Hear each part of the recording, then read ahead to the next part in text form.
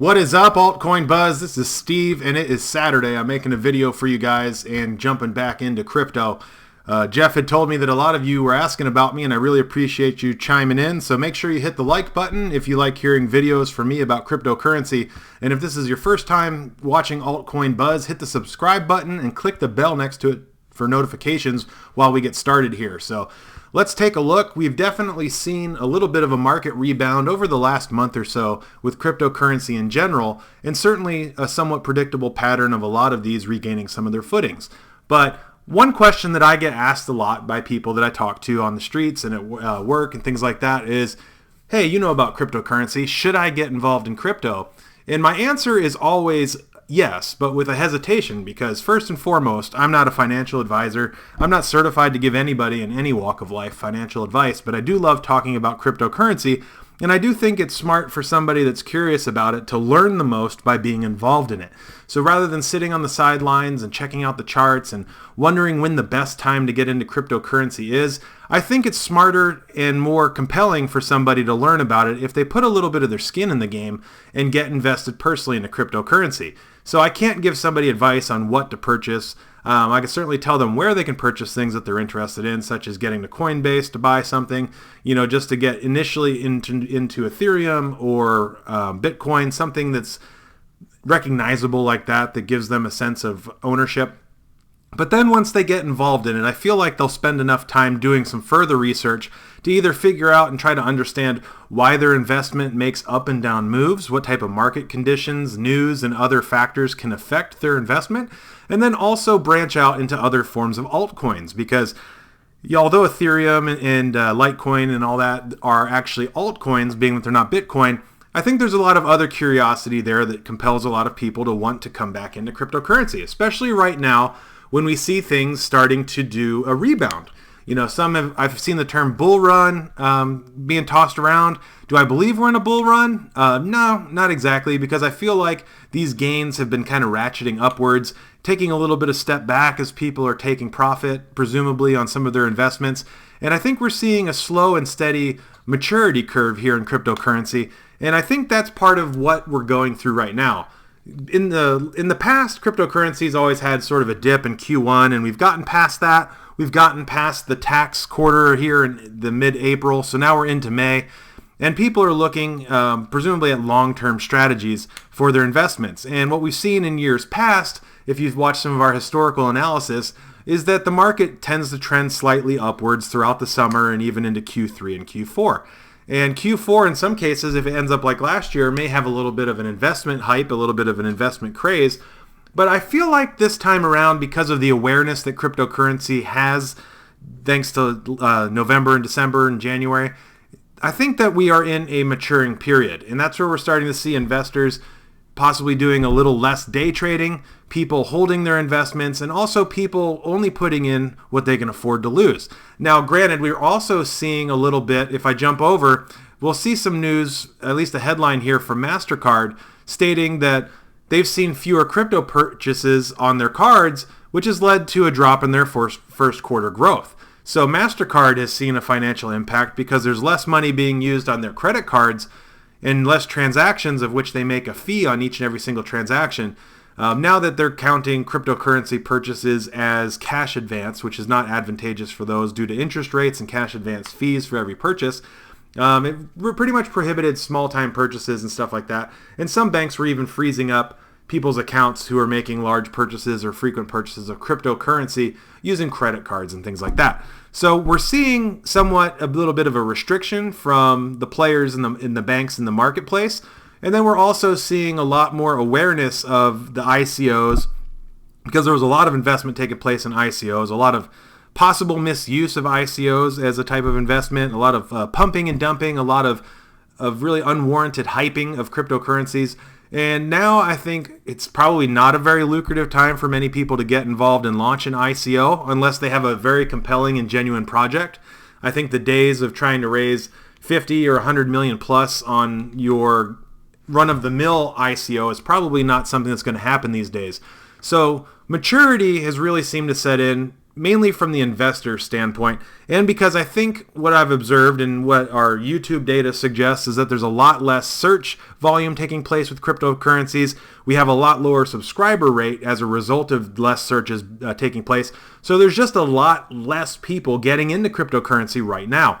And that could mean a good thing, because even though we're reapproaching temporary highs, these coins, if you want to take a look at Bitcoin, let's dive in there and take a look at that from an analysis standpoint.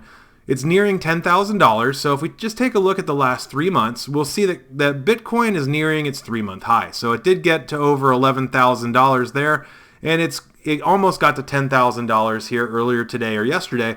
And that is to show you that it's going to be making moves up and down, cyclical, but hopefully ratcheting upwards, coming back down, ratcheting upwards. And it just depends on really how long you plan to be in the game and when you want to cash out. Because if you don't have, in any investment strategy, if you don't have an exit plan before you get involved in it and tell yourself what the end goal is for purchasing your investment in the first place, then you're really just leaving your cards on the table. You're waiting for the dealer to fall asleep and cash you out. And that's not necessarily the smartest play. But then again, it could be, crypto can be one of those long-term sleeping giants. We might not see that opportunity of people getting into Ethereum at $30, things like that, like you could have a year plus ago. But we are starting to see opportunities where possibly leaving your coins on play for a year or two might be very lucrative. But even then, let's say you had a 2-year plan. You said, I'm going to buy these. I'm going to put them in cold storage. I'm going to stick them on a device or whatever. And I'm not going to touch these for 2 years. When are you going to tell yourself it's okay to cash out? If you were broken even at 2 years or you had a slight loss, would you still take it out?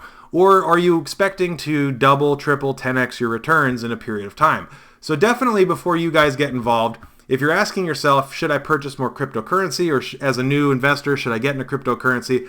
Just make sure you've defined your own strategy and you're not just taking every bit of advice that comes your way from a YouTube video or from a casual friend or conversation on the street. Because one, and take my advice with a grain of salt, because I'm just like the guy at the bar sitting next to you drinking a pint or whatever and telling you my thoughts on it. And you don't have to believe anything I say, but here we are, we're just discussing crypto, because there's going to be ups and downs, and you need to be able to weather that and understand, is the current situation a permanent situation? Is it a smart time to get out? Are you going to be getting out, or is it just a fire sale, something like that? And also, when you're purchasing coins, don't just buy into the hype. Even some of the coins personally that I see in the top 100 coins, I still feel like a lot of these cryptocurrency projects are still living off of the hype and really have yet to deliver a functional plan. So there's very few in here that actually just promise to be virtual currency. We have things like Bitcoin, Ethereum, Ripple, Bitcoin Cash, Litecoin, and Dash. Those are some that come to mind as being an actual cryptocurrency and plan to be really nothing more than that. Monero as well. I'm not going to try to name them all, but there's a lot of other ones that are application-based platforms such as IOTA, Neo, Cardano, things like that, EOS.